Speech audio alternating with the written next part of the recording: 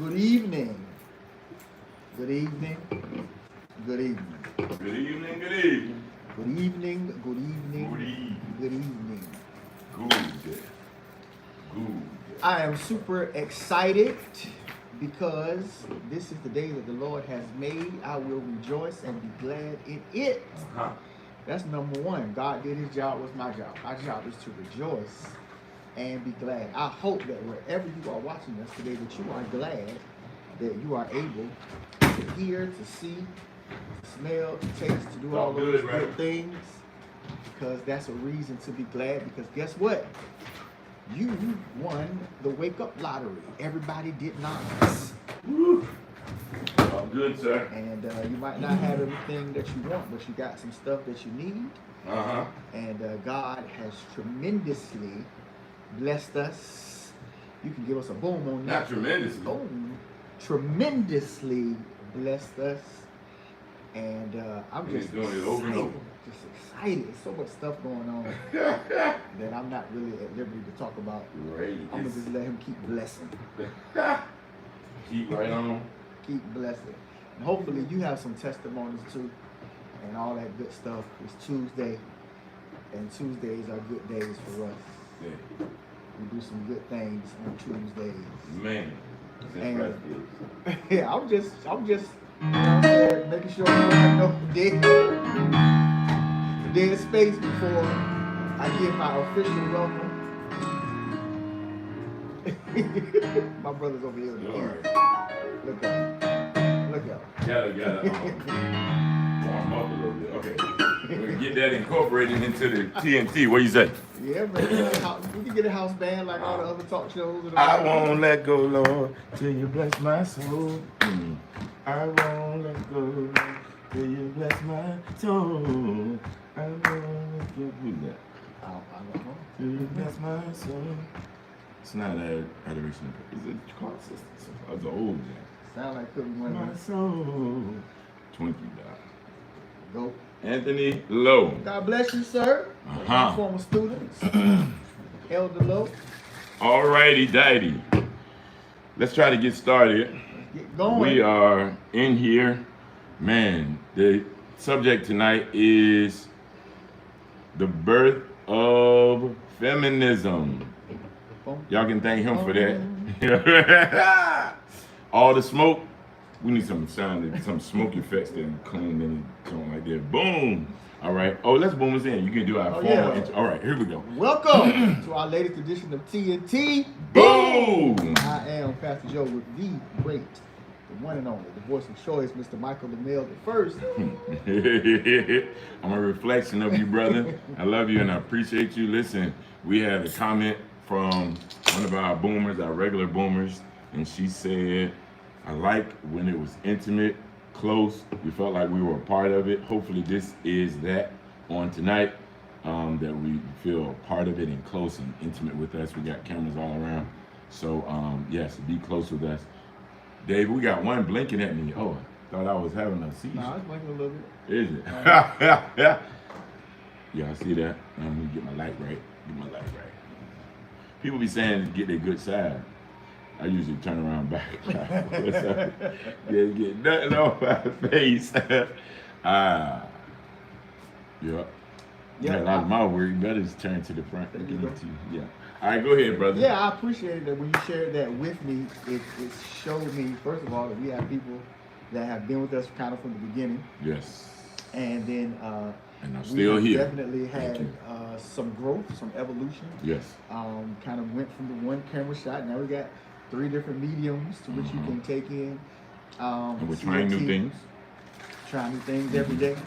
And so we definitely appreciate those shout outs. Y'all keep sending them to us. Yes. We're always responding. Yes. We haven't got too high and mighty just yet to not listen to our loyal boomers. Right. And we appreciate you. I see my little brother. I see you, Tim, my little big brother. All right. Appreciate you being on. But as my dear brother said, tonight's topic is... Remember our brother Chris? Oh, I can say his name. Man. That's a beautiful sentiment. Yep. Right. Yep. Love you, man. Absolutely. Yeah. Andy's in there booming, in there shucking and jiving. I guess we're in both. Yeah, we're everywhere. We're on YouTube twice. And Facebook. Yep. Yeah. The Birth of Feminism. The Birth of Feminism. Man. How do we intro that? It's a lot. Well, it's a lot to that. Wow. Some of y'all know that we love to stay current with current events, current happenings. We're always founded in the Word. And one of America's most prominent preachers, if not the most prominent preacher in African American circles in the United States, Mr. Thomas Dexter Jakes, preached a message on Father's Day. And so some of y'all might think we're a little late, but it's right on time with what's going on in the world today. On Father's Day, and the message was entitled "Real Men Pour In." Real Men Pour In. Man, it was a Father's Day message. Father's Day message. Message to fathers. As a matter of fact, I took some notes on said message. Took some notes. But if you have been around and connected to church and things, he has garnered tremendous backlash from some of the things that he said, from tremendous a number of women, a number of they almost tried to cancel him. Yeah, he too big to cancel, but they tried it though. Tried to silence him, tried to cancel him. I'm gonna try to show it right here when you that'll be sweet because we can get all of them. Yeah. Right there. Okay. As a matter of fact, I was hoping that we were going to have my former professor, Dr. Estrelda Alexander, here tonight, but she's in DC, and she actually made a post and was talking about her disdain for what the great Reverend said. I like to kind of mess with her a little bit, and so I went on her page and told her how much I agreed with Jake, and she called me up and read me a new one. And she's one of your professors, correct? Yeah, she's one of my professors, probably outside of my parents, my favorite teacher that I've ever had. A theology professor? Yep, a theology professor, one of probably the foremost Pentecostal scholar when it comes to feminism, political theology in the country today. Actually started her own school, Williams J. Seymour College, and I'm blessed. I guess I can call her my friend. Her husband is a huge fan of TNT. Oh, I was gonna say she married. Awesome. Yeah, her husband. Boom, give it up for the husband. He's probably gonna call me either tonight or tomorrow. Big fan. Shout out to Clement Alexander. But so she called me like last week and just decided that what, you're an idiot just like Thomas Dexter. So I was good with it because I'm fine with being corrected by people that are smarter than me. Needed. And we do this to each other. She likes to, poke me. I poke her. Sometimes we poke each other, just being provocative. But I was very serious, even though I was messing with her a little bit, about how much I agreed with the message from Thomas Dexter Jakes. A lot of people didn't. A lot of feminists didn't. A lot of black women, a lot of people that are anti-church didn't. And he said a number of things that you might deem controversial or provocative. I just kind of thought that the entirety, the gist of it was profoundly accurate and true. And we decided to marry that with what we believe we see from the biblical record about what's happening in the world today. And we want y'all to talk to us in the chat kind of about your opinions about feminism, the feminist movement, how you feel about it. There are some people who look at it as one of the great attributes of the civil rights movement. There are some people who look at it as a trick of the enemy to distort how we view families. Feminism. What say you in the chat? Yeah, we want to hear from y'all a little bit. But you want to do the scripture, and then let's get do into the some excerpts. So this topic is hot button, but it's kind of old, like in terms of just women kind of in the church or whatever. But feelings are new. Very new. Like Very Mercy's. They Every morning. changed. And by lunch. And by night. Yep. Changed like the weather. Feel- Changed like the weather. No one knows where the wind listed. Mm-mm. It goes where it listed. Just like feelings out of your bosom. Somebody laugh. Oh yeah, that's clear. All right. Young man, we are in 1 Timothy, correct? 1 Timothy 2. chapter 2. This is Paul a writing letter, to right. his son, who is a pastor, Mm-hmm. and instructing him Make it on lived out, practical, some of the things that he should execute as in his pastorage. Paul is soon to be going off the scene to go meet Jesus, and he is making sure that he is giving Timothy some significant instruction for church not politics, polity, and how things should be run. Mm-hmm. And so there's a pericope, if you will, that we're going to raise tonight. Polity. Not to be confused with piety, Right. which it has some of that in there. But Yep. all right, here we go. 1 Timothy chapter 2, verse 11 through 15. 11 says, let the woman learn in silence with all subjection. You might need to hire a reader for this, Doc. We didn't write it. Okay. We just read it. We didn't write it. You know the messenger get killed sometimes. Yeah, man. But guess what? It's virtual. You can't do that to us. Let the woman learn in silence with all subjection. Verse 12. But I suffer not a woman to teach, nor to usurp authority over the man, but to be in silence. Some people are going to say this was a different time. Of course. Okay. Verse 13. For Adam was first formed, then Eve. Verse 14. And Adam was not deceived, but the woman, being deceived, was in the transgression.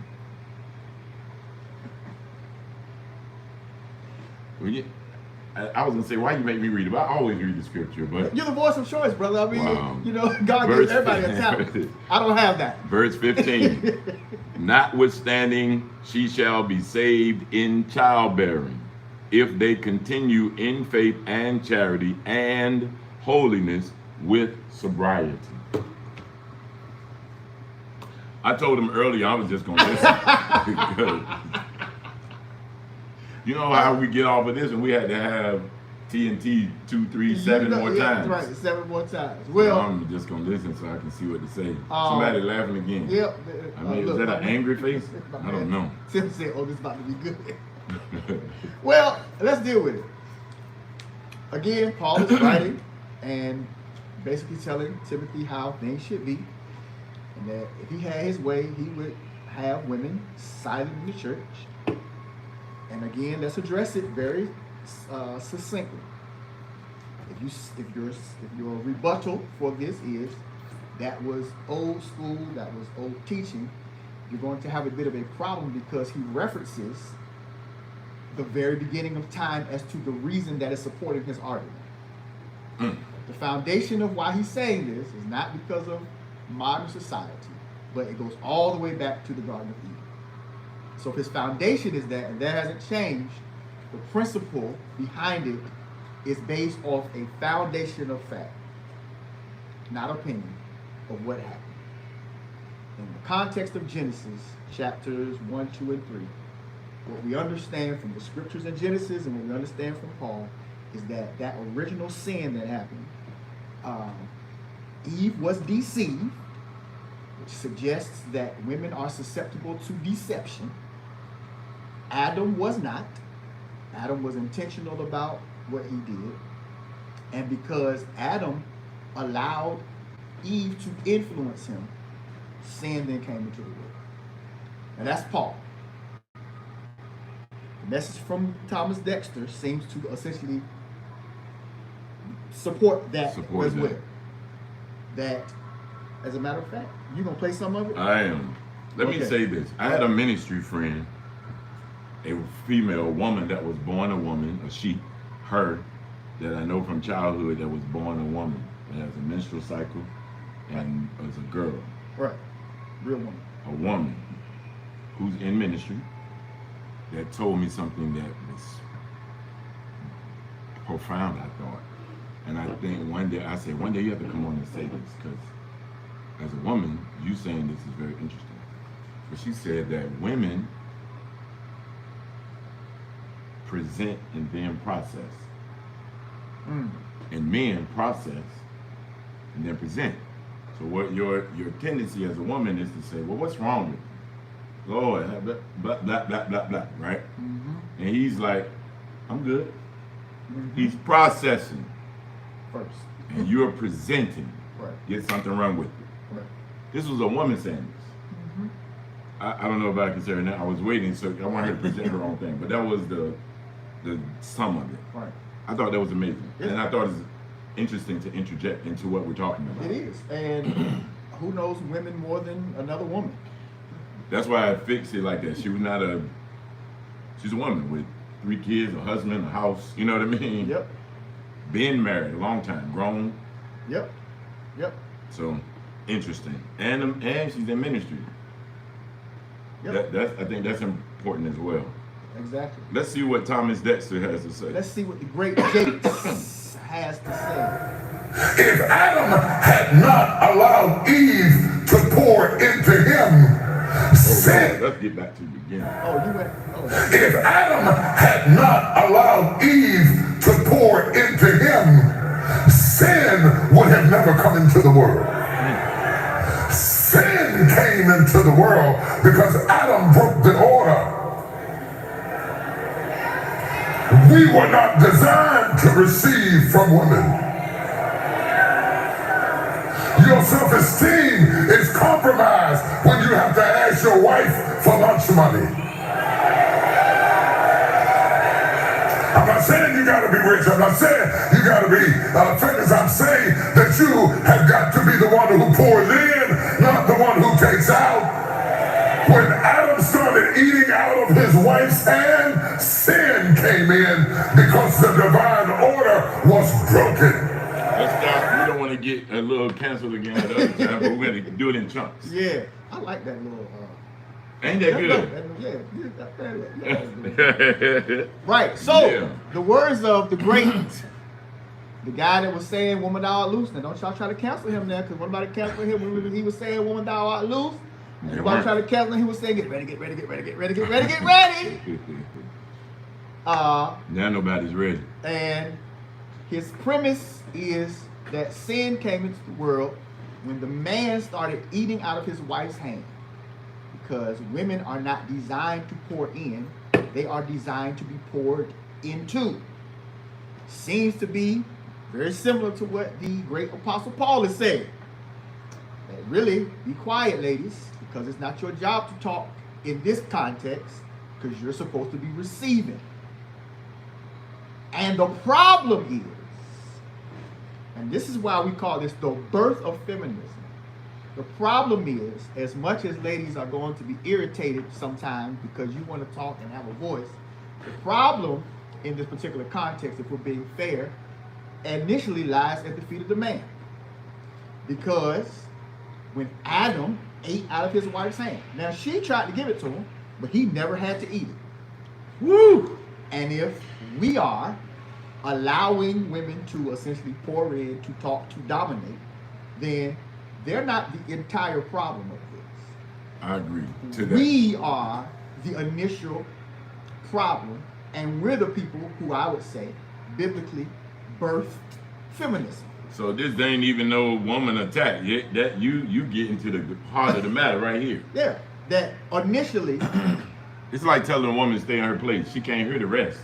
She just stopped right there. I did a TV show like that. I was producing a show called Heart to Heart. Right. The first episode was women stay in your place.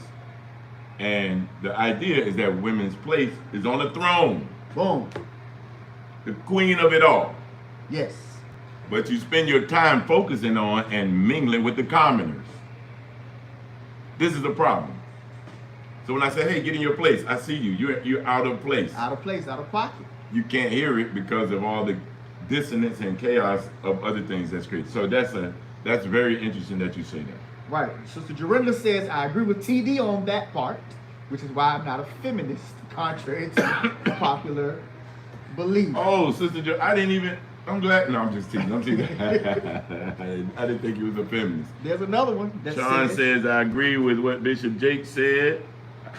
You have to be a mature and knowledgeable Christian to receive that. That's a woman saying that. Okay, all right. Joseph Williams, know that guy. Wasn't Paul addressing wives rather than all women, since in another passage he speaks of women covering their heads when praying and prophesying? I don't. That's an interesting point, Pastor, and we're going to play some more of it to get the rest of the context. That's a very interesting point. To say, wasn't Paul speaking to wives? So then if she wants to become a wife, she needs to be already carrying herself as that. Like the scripture says, he that finds a wife, when she's not married, this is the revelation that I've gotten from it. Please help me. He that finds a wife finds a good thing. It infers that he is then a husband. Neither one of them are married, but they're conducting themselves in the principles and ways of husbandry and marriage. What did it say you? Right, he didn't find a girlfriend or fiance. Didn't. He finds a wife. Which means she's already a virtuous, matriculating as a virtuous woman in the wifely precepts. Yeah, it didn't say that he finds a potential wife. That part. So if that's kind of the context of the scriptures, then yes. But I would say, Superintendent, that in this particular scripture, it doesn't sound like he's specifically addressing only wives. It sounds like to me that he's addressing women, because that's what he says, very, very specifically. And we're not going to turn this into should women preach, even though that could be a part of this. But that's not the point where we can even come back to that. Yeah, we can get back to it. But that's another whole separate thing. Right, that's a whole other thing. Yeah. And we can, you can decide how you feel about that. But, yeah, women apostles and women bishops and all that. yeah, that's not tonight's. That's not tonight's thing. Don't try to drive it that way either. Nope, that is not. Deborah was a judge. Some people got a problem with that. Biblically, she was a judge in charge and calling the shot. Right there. Bing. Right. Old Testament too. So anyway, you got to be in the book that knows certain things. That's right. You got to read it, man. You can't just listen to what somebody says. You got to read sometimes. Read. And am I right about it? Yeah, right. Gino. We get tickled on pastors. Like we like it's entertaining to us. Like y'all like Idris Elba and whoever y'all like. We listen to that. But how could they be silent and prophesy? See, Pastor, we're telling you that this is not the discussion for tonight. Yeah, and you need to come in here. You need to come in here. We're not doing that. Hiding behind the thing. I know where you live, Superintendent. He determined. I loved it. But let me see if I can address that real quick, right? I believe that contextually they can prophesy if their covering, a man, says that they are allowed to. In this context, again, the context is the reason why the world is jacked up is because a man listened to a woman. Now you can take that however you want to take it, but that's why sin entered into the world. Now, are we going to lay the blame at the feet of the man? Are you going to lay the blame at the feet of the woman? I would say both are culpable, but the problem and the challenge that we're having with sin entering into the world and everything that we're dealing with in terms of God's order, according to James, according to Paul, is when those who are in authority listen to those who are not. And the responsibility comes to the person, essentially, who is in authority, and it lies at your feet, which is why he's very specific and says, Adam had a responsibility to check Eve. He gave in to her. And this feeds into this notion of happy wife, happy life, that is essentially at the crux of the feminist movement, I would say. But there are some people who would strongly disagree with me and say that feminism was absolutely necessary because women were being marginalized and abused. And there needed to be something that came kind of as a polemic to all of the marginalization that was happening to women, basically since the beginning. All of the patriarchy, all of the toxic masculinity, that's the word we're using now, all the toxic masculinity that had reduced women to subordinates when Paul also says, ladies, man was not created for woman, but woman for man. I didn't write it. He says it. I got into a discussion at karaoke about that. Interesting, because we got into this topic of priority. Kelvin Dooley was there. I don't think he was in that conversation, but him and his wife were there. And the result was something I heard on Instagram. I haven't made this post. I got this reel like 4 or 5 months ago. And it's something to the effect of, if he makes you his priority, then he's not working and doing the things. It was something like Jake said, something like that too. Mm-hmm. You got to be home and you got to be away. Right. You got to be present and apart, being protective and productive. Right. So his purpose should be the priority, and then you get the benefits of that. I don't know. I know some people will argue with that. I heard them talking about it, and I thought it was a great conversation. But that's essentially what you're saying. Well, if we are going to use what Paul was saying. Yeah, if we're going to use Paul, if we're going to use Jesus as our example, and we understand that Jesus did not have a wife, right? But we are very clearly told in the scriptures that marriage clues us into the mystery of what the marriage of Jesus to the bride of Christ, the body of Christ. If you think about it, Jesus was very focused on his purpose here, right? And that was really to save mankind and to essentially die for the sins of the world. Yeah. That purpose was accomplished in a number of different ways so that essentially the bride can enjoy the benefits of him functioning and operating in his purpose.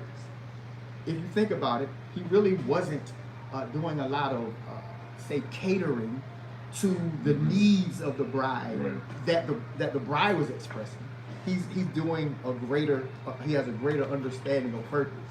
And oftentimes, when we look at Jesus, his most contentious battles or whatever were with the people in the church, trying to get them to understand who he was and what his goal, what his purpose was. And the role of a man is to love his wife and essentially to love her in the same way that Christ loved the church. Well, the hardcore truth is that there comes a responsibility for you to be the head. Jesus could not depend on somebody else to die. He had to bear the responsibility, which means that if he bears that responsibility of the sacrifice, he also bears the responsibility of how this thing is going to be ordered. And in the context of a marriage, one of the things that my brother says, the problem of today as to why the home, the family is out of order is because women are being the head of household. And that is a point that the great Thomas Jexter actually makes in his sermon to men. Let's see. This breaks all sociological orders of the culture we're living in now. Because we're raising up women to be men. And you're climbing the corporate ladder, but we are losing our families. I know you can buy your own car. I know you can buy your own house. But until you create a need that I can pour into, I have no place in your life. So stop coming home bragging to me about how much you don't need me and wonder why I shy away. Oh, y'all ain't gonna talk back to me this morning. The conversation has become, let's prove to the men how dispensable they are. And it is born out of pain because we hurt you and betrayed you and lied to you and cheated to you. And you became like you became out of pain. Oh, Lord, I told you they wasn't going to like this, Jesus. Yeah, that was the short version.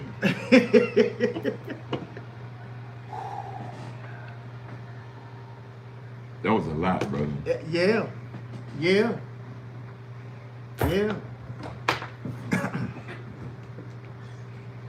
The title of the message is Real Men Pour In.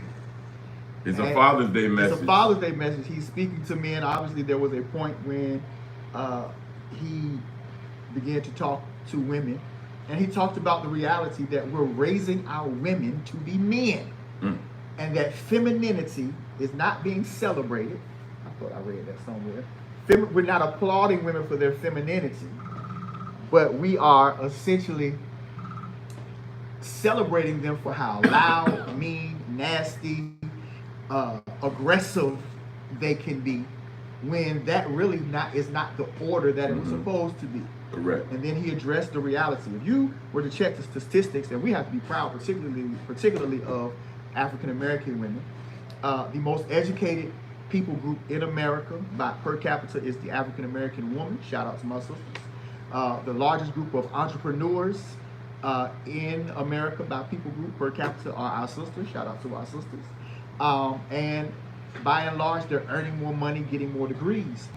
But I think that Jake sees a bit of a problem because women are being pushed to do these things and applauded and celebrated for them, but at the expense of the family, and in so doing, trying to get these things in order to essentially to replace that thing that's missing, the man presence, the male presence in their lives. And then when they get them all, it sounds like to me that he finds out that there is still an emptiness, because no matter how good your job is, it cannot replace a man. No matter how nice your car is, it cannot replace a man. No matter how much money you make, it cannot replace a man. And as a result, everything is weird now. Everything is very weird, topsy-turvy in terms of very weird. Yes, you gotta show it, right? Okay, very weird. Very weird. This is your woman of the year. Yeah, that's the woman of the year. Yeah, Caitlyn Jenner. Let me make sure everybody can see. That's your woman of the year. And we have toxic masculinity. 2015. I ain't seen Nell March about that. None.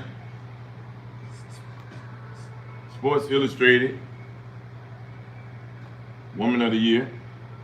Cover of the year. Swimsuit model of the year. Born a man. Yeah. Born a man. There was some job, they get like $1 million when they get that cover.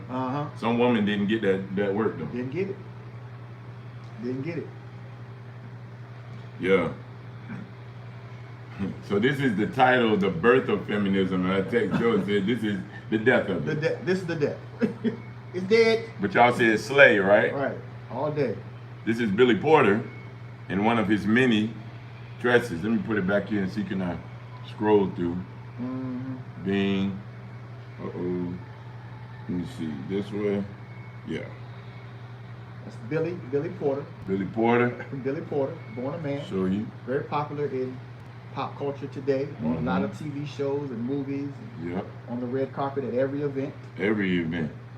These are his different styles of dress. When they saying slay, oh, you did that. Work.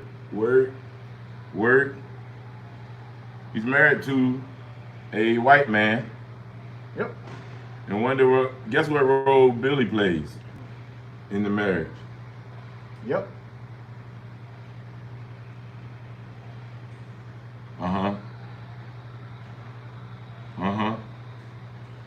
Billy Porter. Google it. He's a famous actor.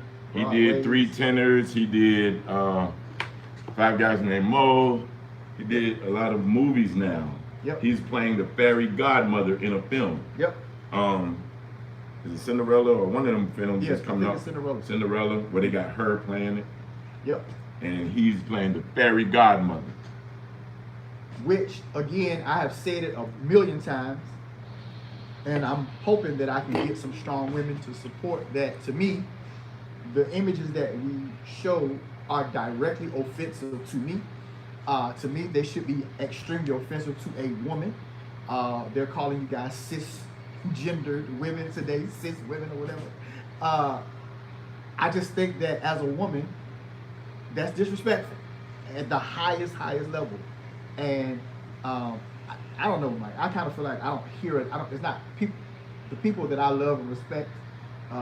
We're not loud enough to me about this. Right. And I think that we should be a little bit louder about the reality that this is not cool. Well, the focus is off because we had a title that says the birth of feminism. So everybody put their rollers in their head and took their earrings off and put Vaseline on to see what we talking about. Put their jeans and Timbs on so they can fight in here instead of, we want to march. I said this to Pastor earlier. We want to march and be irate for Brittany Granier, or whatever her name is, over in Russia when Pookie and Man had a gram of weed, they had a blunt, and got 25 years. Yep.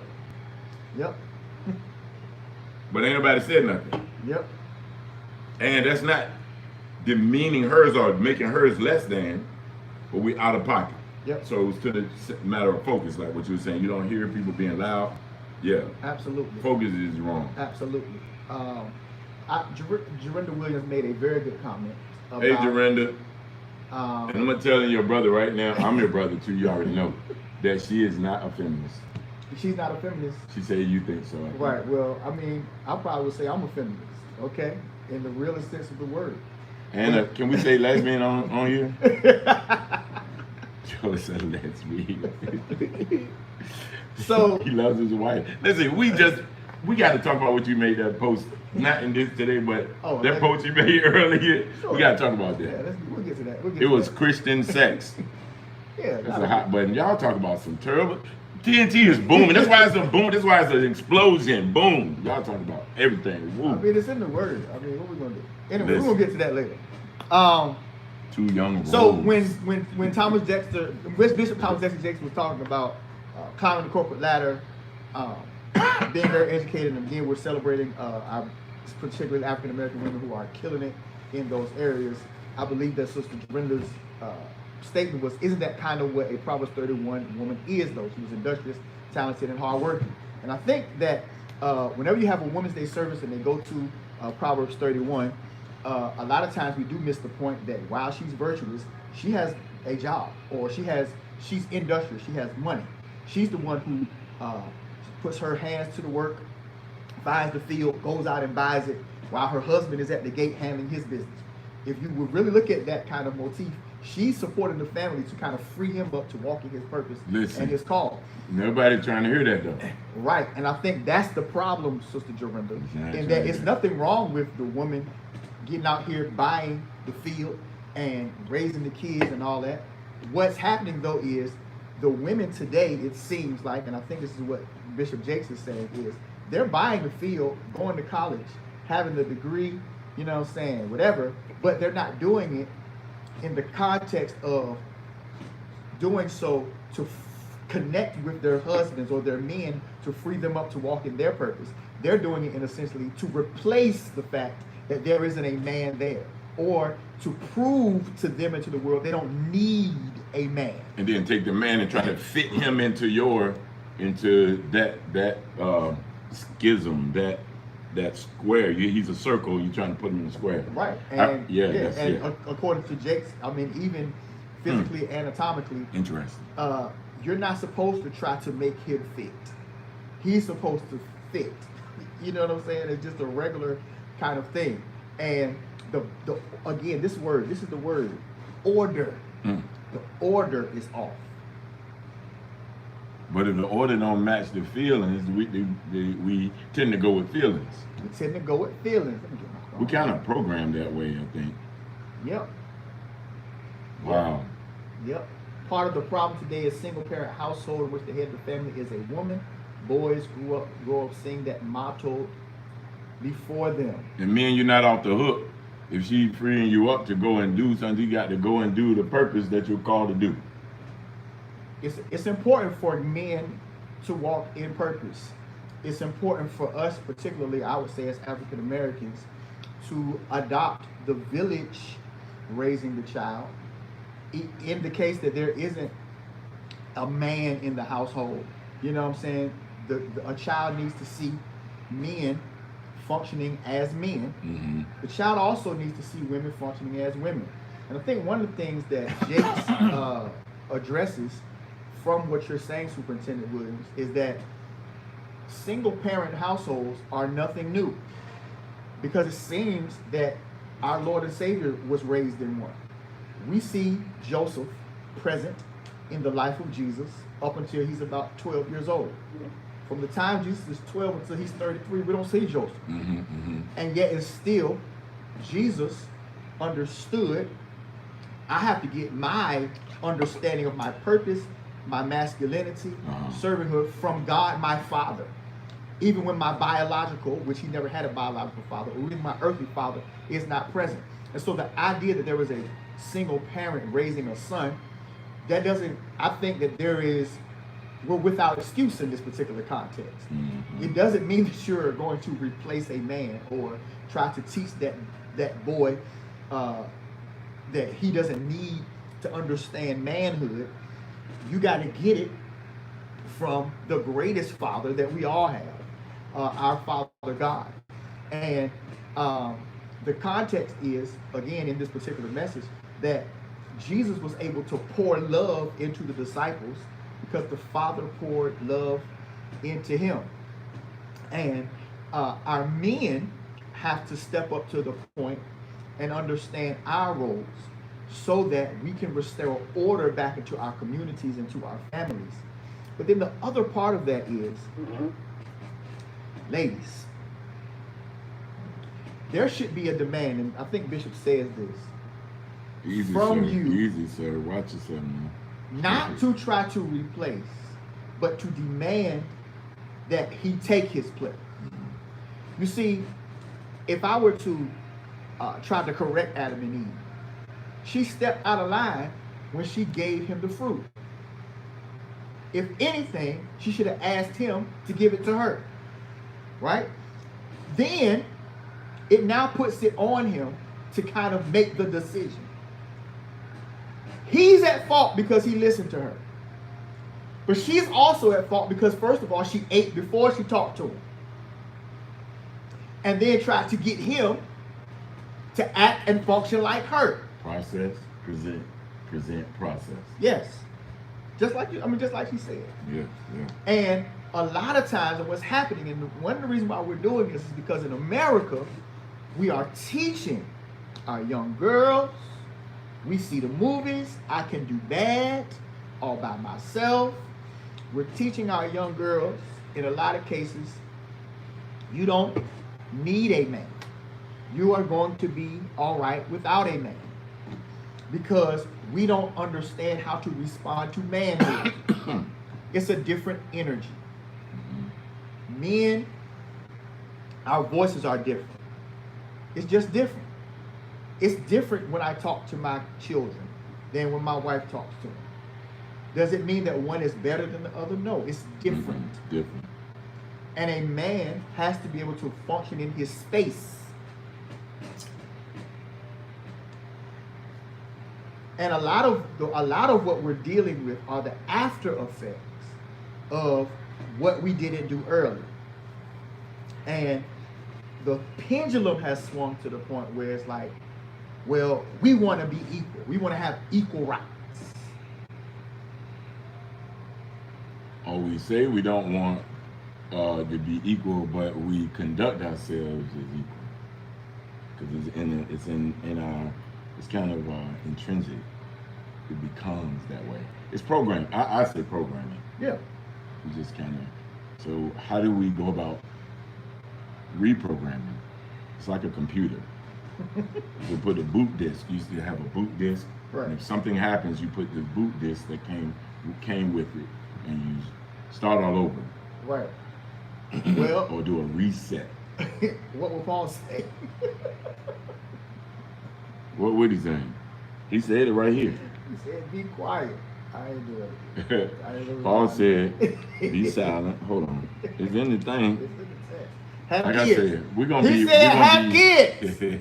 And be quiet. I didn't say it. That's what Paul said. James Evans said it too, and he got in trouble. Don't say it, James. Don't say it. The kitchen and the bedroom. Don't Floyd. say the it. kitchen and the bedroom. Oh man, the messenger gets killed most of the time in these stories. All of the time. Robert Floyd wants to join you on your video. No, we ain't doing that. Yeah, we can't do that right now. Can't do that right now. Can't do that, man. We ain't doing that right now. But y'all quiet tonight. Y'all saying a little something here. Yes, a little. Who teaches this anymore? We're in this state because the churches are few who teach this. Society definitely isn't doing it. Don't we have a bit of a struggle? Because, like the great bishop said, this goes against all of the socio-logical ethos of the culture. That everything in our culture today is All promoting rights and equality. So there's some boomers comments, Okay, and I didn't even know. Okay. I didn't know how to I'm put it about up. to say, we saw it. All right. All right. Watching a whole lot about feminism. Auntie had a lot to say up here. Yeah, Paul, what are we talking? Taking a man's point of view, especially Paul. Yeah, because we invited you to come and you didn't. We're taking a man's point of view. Yeah, that's what your aunt said. Well, We process and present. We process. Oh yeah, my friend said you present and process. You didn't process. Eve didn't process and present. She just presented. And then Which was the point that we were making earlier. I messed up. What? Then she realized she messed up after. Yeah. After. Right. So that's in the book. Sin came into the world because of the deceitfulness of Satan. To whom? Paul is very clear. Eve was deceived. Adam was not. So I'm just saying it now. I see you having a conversation. She having it by herself. But we got a lot of boomers in there. Oh, okay. They in there. We work in 3 different situations, so Right. bear with We us. try to get them. Yes, we love you. So how does this work for single people? I'm not married. Who is my head? God is your head. Ain't it though? I would say that if you have a pastor, you should be subject to his or her leadership. But obviously, the blessing of being single is that you're supposed to kind of have a singular piety in your relationship with God. Yeah. Paul was very clear about that he wished that nobody got married. Right. Essentially, of course, that would stop procreation, so that's not the most optimum understanding. But he was singularly focused in understanding his purpose. Right. And I think that when you're single, you kind of have some level of autonomy to make sure that you're doing the best thing for you. But you should. I think everybody needs a head. Honestly, even the greatest apostles of the world have somebody to whom they are accountable to, because you can't just. No man is an island, everybody kind of needs somebody. And one of the challenges for us in church is our culture is supposed to be counterculture to the world. Mm-hmm. And we can't go back in time. Mike and I are basically the same age, and we kind of were born on the heels of the feminist movement. I grew up in a household where, my mother worked, but she also cooked.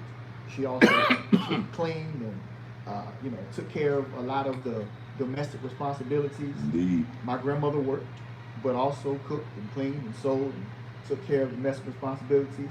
I was blessed that I had a great grandmother who lived till she was 109 years old.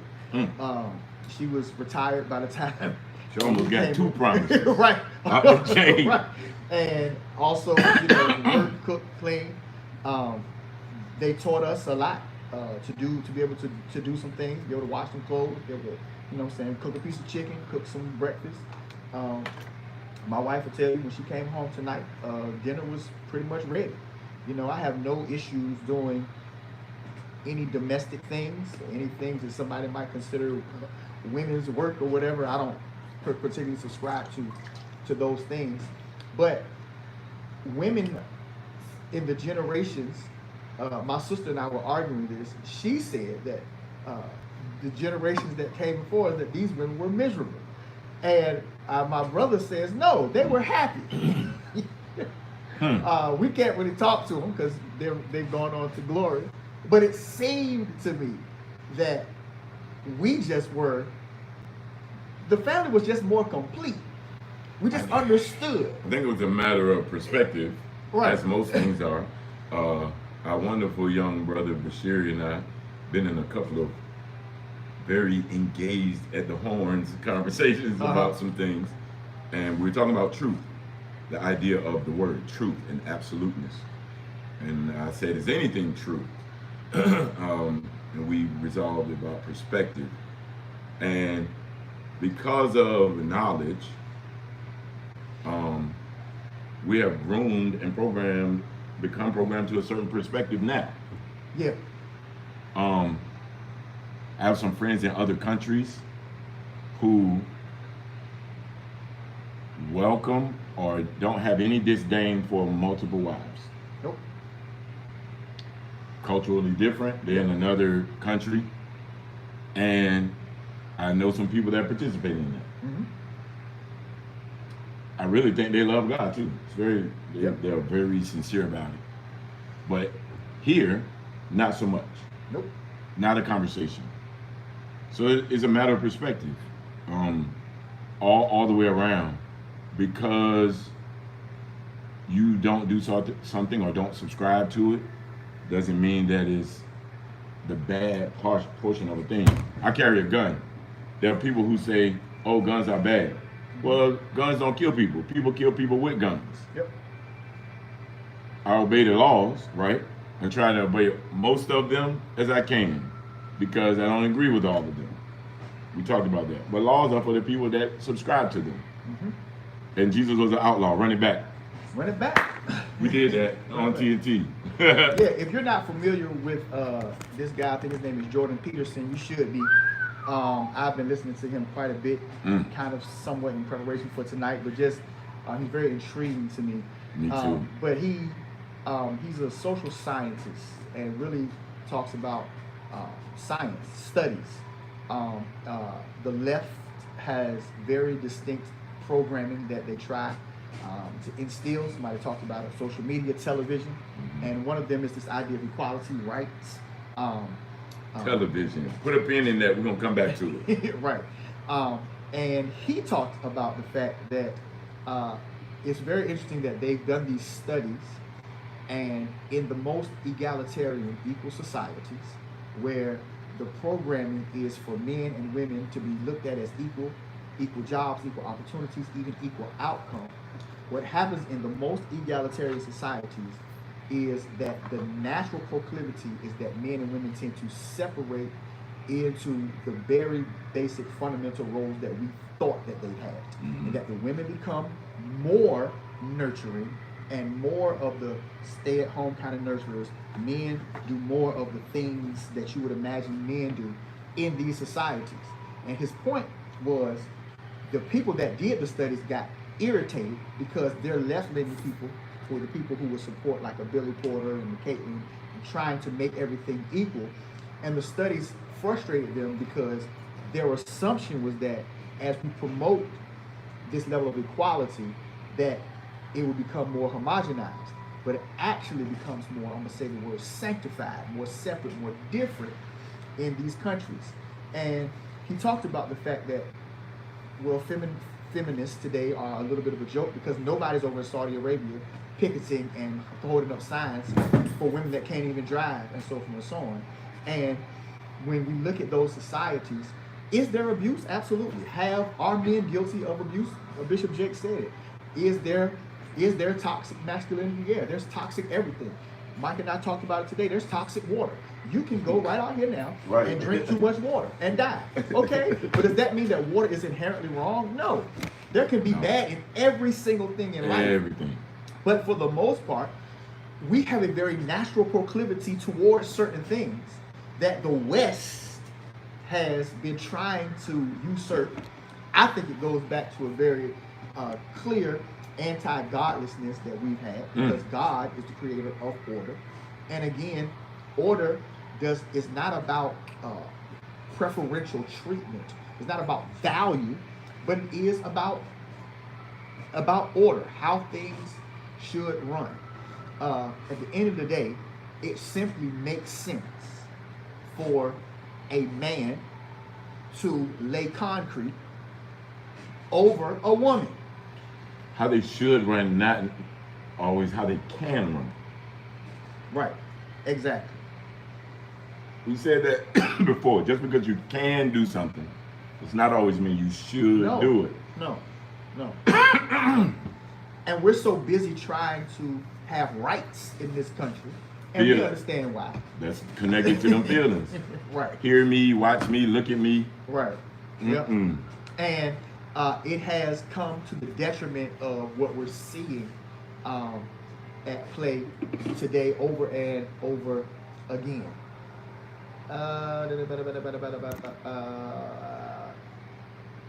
Trying to man all the chats. Yeah, Paul was a situation disciple. They had a problem with women taking over, so to stop women from talking in church to take care of that physical problem.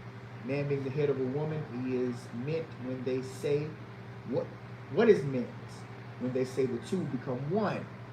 I don't think it said the one would be the head. With some of you, I think it means that like parakeets, they walk side by side. That's a very good point. The two become one. Would that not be applicable to Adam and Eve? The twain. That's in Genesis. For this reason, a man shall leave father and mother, and the twain shall become one flesh. Even in the context of Adam and Eve, where they are walking side by side, where they are the twain, we still see an aspect of order. Yeah, order. And I had this conversation with superintendent before. He just kind of chuckled.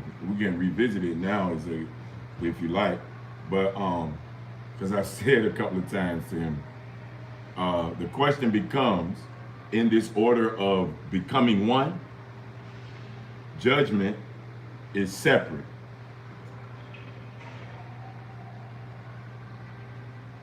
So they are one item, one family, one household. But they are two individual souls that will stand in judgment individually. That's what Jakes was saying. That's what the Bible was saying. Adam did not have to subject himself to that, but he did. He is wrong. Men, you're not off the hook. This is not a woman bashing thing. No. Okay? You didn't have to do it. No. God knows I'm guilty. Yes. We talked about it maybe a few TNTs ago. Being peacemakers and peacekeepers. Right. You want to try to keep the peace instead of making it peaceful. Yep. Like it's peaceful and it will remain that way absolutely, regardless of how nobody feels about it. Yep. Peace. Yep. So that I've gotten some scraps about that. But the judgment is separate. Nobody has told me otherwise. What is the oneness? Is one house together, leaving your family house, moving in with your husband. Oneness. You can have one bank account. You can have one car. You know. Yeah, I mean, it's very clear from the word and from the message. I believe the message lines up real with the word, that essentially, if when she sinned, that was her issue. He decided to take that on, and according to Jakes, he had an opportunity to say no, and sin would not have entered into the world. It happens when he decided to do what she asked or to listen to her. Their judgments are separate. As a matter of fact, if you go into the garden, God gives, he curses the serpent and he gives them two separate consequences. But They don't like that. Yeah, 2 separate consequences. It's just the truth. Yep. Our parents grew up living by those precepts that generally practiced by most everyone. That is no longer the case. Consequently, the backlash Jakes is getting. How do we change? Go get you a good dose of TNT. A good dose of TNT. Shoot it right up in you. Yes. TNT. Some people were upset with Jakes because he has a platform, and this is a whole kind of other discussion. Knowing that he has a platform, knowing the society that we live in, that platform is going to be taken into sound bites, and that as a man of God, having all this influence, he should have known that a lot of stuff he was going to say was going to be taken out of context. When he said stuff like that your self-esteem is compromised when you have to ask your wife for lunch money. That sounds demeaning to some women. When he says, that we're raising women to be men, that's a little bit demeaning. When he talks about the fact that women don't keep trying to pour into us too much. Right. You gonna play some of it? No, that's the same thing. Those comments, because they were just chopped up and sent into the stratosphere, the metaverse. Right. And people are like, I can't believe that this man of God would allow himself to essentially say these types of things. And again, I felt like I agreed. First of all, you got to deal with it. This wasn't a Mother's Day message. It was a Father's Day message. Father's Day. And Pastor Joe kept bringing it back to the men. You didn't have to do it. You did not have to do it. Yep. Everybody kind of weighs and places squarely on the shoulders of women the idea of sin and it being solely her fault. No. I called it the Eve syndrome. I talked about this years ago. You are officially released on tonight. If you've never heard me say this, ladies, women, queens, you are released from this right now. Yep. It is not the Eve syndrome. What I'm saying is you have a portion. We all have our own measures of it. But it is not your sole thing. That's right. Eve did it, not you. Yep. Make a change. Be transformed by the renewing of your mind. No. Anybody that tries to place all of the burden on you, they are wrong, and God damn them. Yes, the whole context is that Adam was the guy who allowed sin to enter into the world because he was derelict in his duty. He did not function in order. As a matter of fact, let's do this. We don't have any record of God giving Eve the instruction. We have a record of God giving Adam the instruction. Evidently, he disseminated it to Eve because she understood it. She knew what Deceived. she got fooled. Ladies, hearts. I know that this is not completely and totally true of every person, but in the context of that, there is a problem with Adam. He was deficient, derelict in his duties because he knew that it was the wrong thing. And did it anyway. This is the birth of feminism because he gave in to the weaker vessel because she was the one who was deceived. He was not.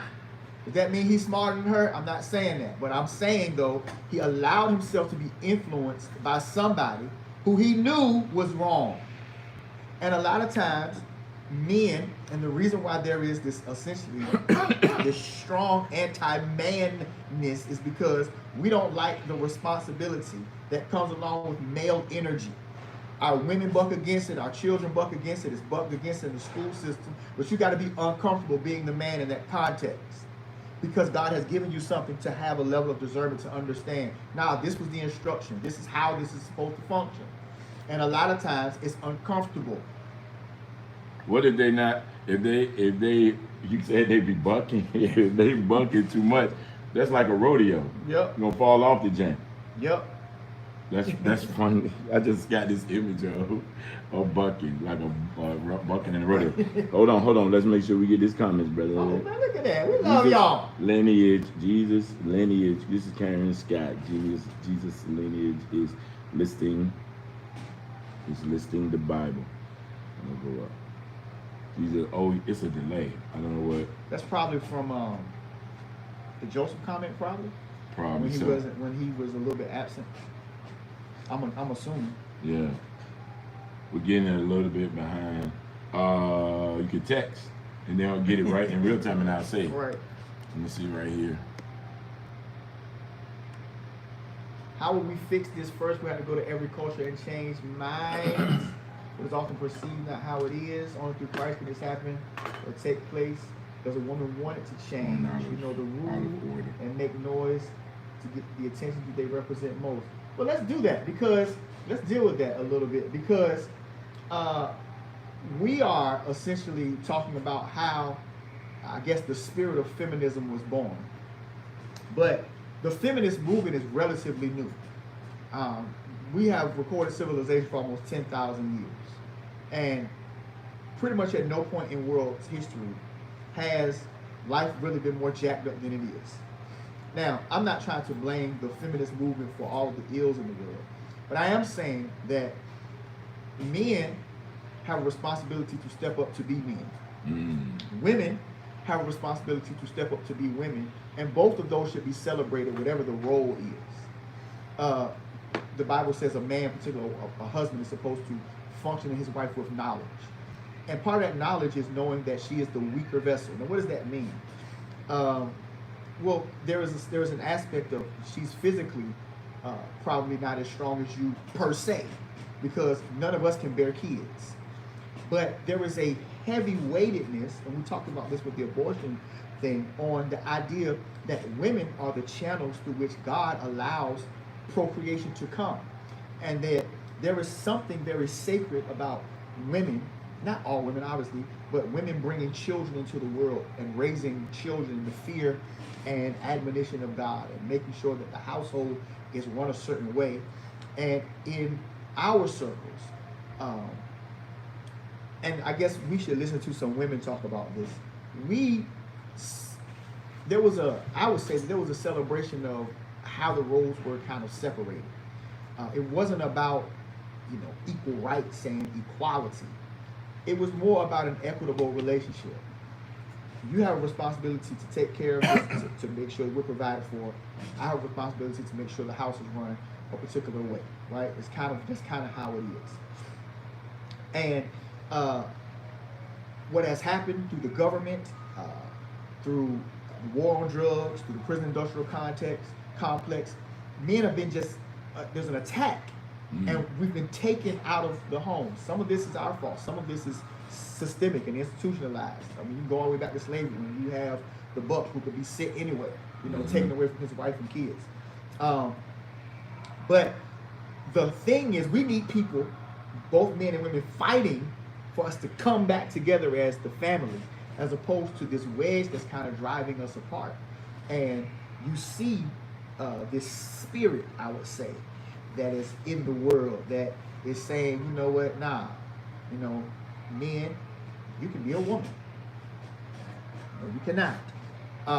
And allowing this idea that females should be kind of in charge of almost everything as the kind of new world order. And it's not saying that women can't lead, or can't be leaders, or can't be preachers, or can't be bishops, or can't be presidents. It's not the point.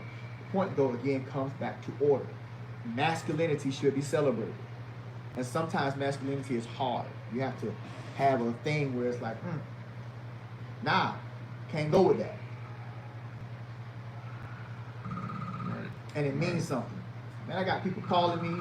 On the Zoom call in 2 minutes. You are. Yeah, you could call on this phone. Tell them that you're busy. Tell them get in there. TNT. I have to call you back. We gotta wrap it up soon. Anyway, we over an hour. Oh, it don't seem like it though. Okay, we good. Listen, so this is to what you were just saying. Help the women to quiet themselves, because even in the animal kingdom, the chemicals that man has put into the system are turning men or changing men to lose their masculinity. So there's a guy, Tyrone Hayes, He's a bionuclear person that does work with chemicals. He's a black guy, hired by these big companies, Monsanto and others, to do some research. The chemical is called atrazine. I talked about this before. Right. Atrazine is the largest selling pesticide in the world. Right. Atrazine. Look it up. And atrazine is sprayed on all of our foods, potatoes, soybeans, everything, trying to keep the pests away. Well, he was doing research on this.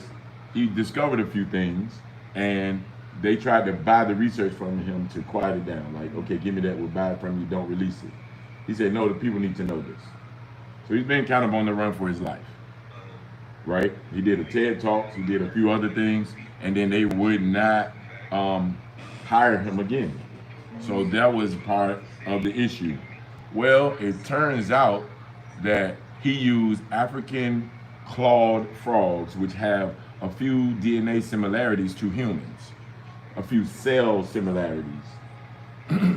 When he used atrazine on them, over time, the males began to develop estrogen elements in their chemical makeup and started to be able to produce, they had reproductive organs as females, and even the males began to associate physically and sexually with other males.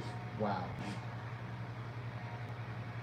He did the research. This research has been going on 20 years. You know nothing about it. It's been being used for about that long. And this generation is the result of that chemically. Wow. His position is saying that there is an influx of this because of atrazine. It is not the sole reason, but it is a principal reason. You can look it all up, atrazine. Wow. And the guy's name is Tyrone Hayes. Wow. Wow. In the talk of feminism, I think is a viable point to introduce that, as well as with transgenderism, the alphabet gang.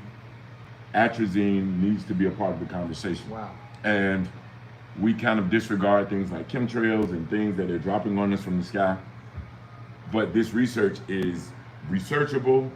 This data is researchable, viable to the conversation. Wow. And these frogs are the males, when we turn more to females, and the females turn more to males. It literally, over time, changed their chemical makeup so that they were opposite. Wow. And this has been knowingly, this is the deception, the malevolent, the maliciousness, that the lasciviousness that is intentionally been put on our food. Intentionally. So go and look that up. Atrazine. That's kind of a big deal. All right. I want to say one other thing, and Joe got to be on his call. Look, we in two different things at the same time. We talked about words, the power of them. Joe mentioned television. We always talk about etymology on TNT. Etymology being the meanings of words, how they originated. When we read the actual definition of it, etymology is literally the study of the origin of words and the way in which their meanings have changed throughout history. All right? Etymology. So television is one of the ways that we're programmed. Television. That's a big part of programming. television, music. Now let's look at the etymology of the word television. Tell. Lie. Yeah. Tell a vision. It's a vision, someone else's vision that they're telling you. They're going to tell you. They're going to show you and pour it into you, into your receptors, your eyes and your ears. So you're receiving that information. And they're going to tell you a vision. They're going to show you a vision. It's not really there. Come on, y'all got to see that whole thing. The thing that you are watching is a program. Good God. Program. You have to get that these words mean something. The English language is specifically built on casting spells and deception. I'm always talking about, yo, we use too many words. We saying way too much. We talking too much. We have to find another way of communicating. It has nothing to do with communicating. We should communicate, but not in this way, in this manner, because we're doing more damage. The things you watch the program on is a what? A channel. This is what we do. We channel energy. Huh? When you use a Ouija board, it's the same thing. You're channeling energy. And people say, oh, don't do that. That's not real. Listen, we wrestle not against flesh and blood. Talk good, preacher. You on it. Principalities, or what? We need to make sure that we are aware of certain things. You don't have to participate in everything. Be aware. And don't denounce things before you have a full grasp or better understanding of something. Television programming on a channel, through a channel that you're taking into your channels, right? And it's tuned into a frequency. Yep. Which lowers your vibration. So I need you to do it. What does it run by? The government. Govern, control, we talked about this. Ment, M-E-N-T, mental. That's the short form, mental, which is mind, to control your mind. Very simple. It's very simple.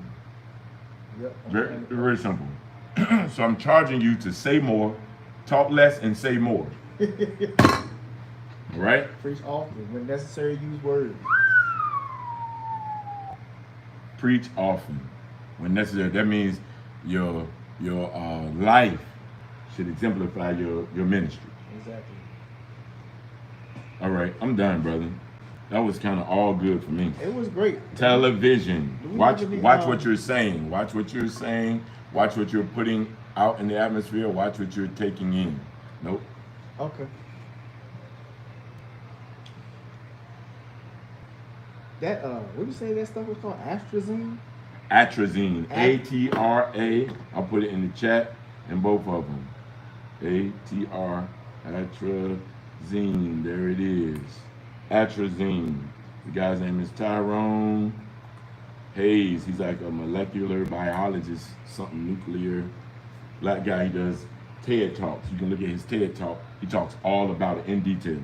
He said after this, basically I won't be able to do no more. If you find me, I talk to anybody who's willing to listen, but the people are trying to kill him. I'm kind of blown away by the whole. Yeah, let me get the door. Yeah, the atrazine, the comments, and again, like Mike was saying, the programming, even in the food and the things that are being sold into our bodies, our systems, it's just too much. You know what I mean?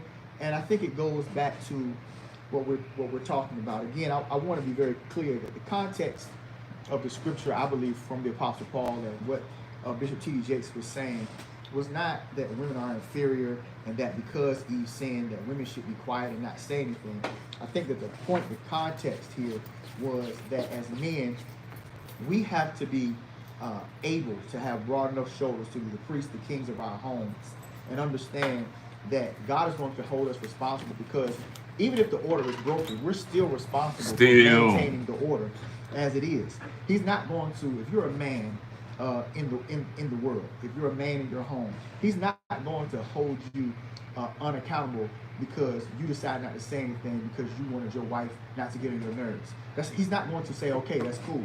He's still going to hold you responsible for the governance of how your house goes. And how do we know this? Because we look at it as absolutely what happened with Adam and Eve. That she's not even the one who is credited with introducing sin into the world. He is. Because he was the one who knew what he was doing and was wrong. And so I think that when we're looking at, again, provocatively, the birth of feminism, it comes, part of it, I would say half of it at least, is at the feet of men. We're not being strong enough to bear the responsibilities that we should, and as a consequence, women are kind of taking some things and running with it, and in some cases doing a fantastic job. But in some cases, they weren't designed, as Jake says, to pour in. Women are designed to be poured into and to take what we give them to multiply and make it better. Vagina, penis. Anatomically, sexually, it's very simple. First natural, then spiritual. We might be canceled for me saying that. I hope not. Shouldn't. All right. Getting calls already. Man, it's rough, ain't it, man? Getting calls already. It's rough, man. All the way. Yeah. You in here and calling. God. All right. I guess it's time, man. It's 8:25. Thank you all for being present. We love you. We appreciate you. Pastor had to get off of his Facebook. Probably should put on, next time we'll put on one of these. Yeah, I tried to send him the link. I sent it to a couple people that reached out to me. I gotta get the screen on the iPad fixed, then we can have that. Oh, yeah. I like that little setup. That was pretty good, right? Yep. 3 different platforms. We're gonna try to work it out so we can go on Instagram Live. Maybe do a lunch jank for Instagram Live. What you think? Tomorrow? We can talk about it. Let's do it. We're gonna do a little thing. Let's do it, Pastor. I guess for the next couple of days, we'll see if people like it on Instagram. Oh. Maybe I'll do it on mine since I got the most followers, and then put Yeah. the other one. Don't. Hold on. Look, this is what I'm saying. But they've been banning me. Listen, shadow banning is a real thing. Pastor can tell you. Shadow banning is a real thing. Great Slater. It is. Ladies and gentlemen. Breakthroughs, breaking records all over Hampton Road. That guy. Slater can ball too. Did you know that, Reverend? And who? Listen, he got a mean shot. Dog. Really? Let's get on the court. Slater, tell the truth, Slater. You know you got a mean shot. Man, I do a little something. When they say that, you know it. You know when they say that. That they got a whole thing, brother. Man, congratulations on the single, though. Man, I bro. appreciate I love you, man. Since come y'all show brought the all this people- attention show over the here. people you. Man. We Love know you, man. we know real famous people. Look, this is a famous guy. This is Slater Joel. What's good, Y'all man? say hey to Slater. What's up, man? Y'all doing all One of right? Hampton Yep. Road's greatest. Got all my 10,000 people looking at him. Singers. Oh, wow. That's what's up. Slater Go buy Joel. the single. Go get Breakthrough it. is out right now. Right From now. Mikey, Take right at the Rich. the wedge out when you leave, bro. Gotcha. All right, yes, sir. We got celebrities and everything coming Yeah, through. man, I'm sitting beside one every Tuesday at 7 o'clock. That wasn't the point. This guy right here. See how that works? Look. Oh, tell him about banning though. Did you see Oh, that? yeah. He gets shadow banned. It's funny to me because like, he'll make a post and he's like, bro, I got like 9,000 views in 14 minutes. And then he'll make a post and be like, man, I'm going to check up Thursday. It's 4 people that comment. Poor man. Depending on the content. We talk about Jesus, ban. Talk about You talk about the earth being flat, ban. banned. Abortion? No. Banned. If I had some girls twerking though, it'd get a lot. Oh, kill it, man. Shoot. You more famous than you are. That's we gonna have next week on TNT. Right there. Not really. A screen. Make a screen. We're joking. We're joking, man. No. We're joking. For the saints and the ain'ts. We're joking. I promise it's a joke. Let me pray. We're gonna make a post. Maybe we'll make one tonight. We're gonna go and do some quick bullets about things not in the Bible. This is what we were discussing earlier. So we stay connected throughout The list is long. Follow Pastor Joe on Instagram, Joe D. Williams. Joe D as in D. Lawrence, as in Delta, WMS. That's me. Right. On IG. And I'm Michael Lamel, or Mike Time, M-I-C-T-I-M-E, Mike Time, for microphone, Mike Time and Michael Lamel. Yes, get up there, say what you want to say, right? Tweet somebody, text somebody, tell everybody that it's going down. Mike Time is alive, and TNT is booming, and it's popping, and it's explosive right now. All right? now. Yep. We're looking forward to next week, man. We love y'all. We do. We appreciate you. Listen, share this with everybody you know. It got a little warm in here tonight. That's right. But we like it like that. And bring it back. We like the smoke. All right? Tell everybody. It doesn't end here. We're going to boom out. I see you, Cam, right there. People are booming. Yes. Let me see you. We booming it right there. Somebody up here said TNT. Great job, Kings. I can't see who that is, but that's awesome. Who's that? Oh yeah, that's my little brother Tim. He actually Tim? migrated from Facebook. Oh, he went. Yeah, he went over. Appreciate Awesome. that. Thank you, sir. Love you for it, brother. All right, we appreciate everybody that's up here. Sister Pam, we see you right there. Pam. Karen, Pam, everybody, our regulars, they know what to do. We booming out. If you're new to the platform, make sure you boom out. Like, share, subscribe. Hey, cuzzo, right there. My cousin Yawanda, we love you. Yes, everybody. Make sure you like, share, subscribe. Reese, I see you. Tell everybody you know. And do this. Go back. You on Shucking and Jiving. I put the link up there. Scroll up just a couple. It says a YouTube link. That is the channel for TNT. That's where all of these are. We got plenty of them. Go back to the first one. And it originally started, like what I'm saying we're going to do on Instagram. Yep. It started with saying what is not in the Bible. We just started addressing it. And some people liked it, some people didn't. But so what? Exceeding abundantly. It's not exceedingly, not in there. Exceeding abundantly. But I text him like 4-5 things today. Like, yeah, it ain't in there. It's not in there. Hey, Ramon. Oh, Ramon, I love you, love you, love you. See you right there. Thank you for coming in. Yes, I was thinking today about your mom. All right, appreciate you. A childhood friend of mine. House of Prayer childhood friend. All right, I'm banned. House of Prayer. I know somebody in every kind of little Yes. denomination and everything, brother. Yep. All right, we love you. A'udhu billahi minash shaitanir rajim. All right, A'udhu billahi minash shaitanir rajim.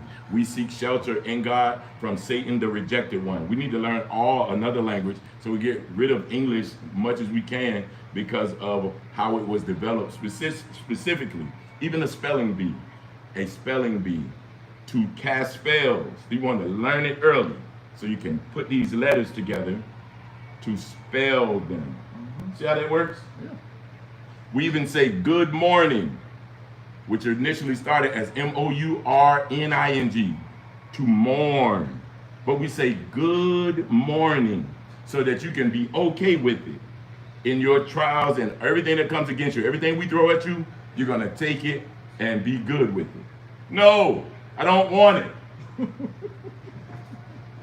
Send it back. Yeah. So don't be mad if someone says grand rising. That's what it is. You say good rising, grand rising. Yeah, we get caught up in the wrong things. Mm-hmm. Good morning is actually like, that's suspect when you know where it came from. Etymology. Start learning. Keep learning. Never too old to learn, all right? Never. And get up out of here.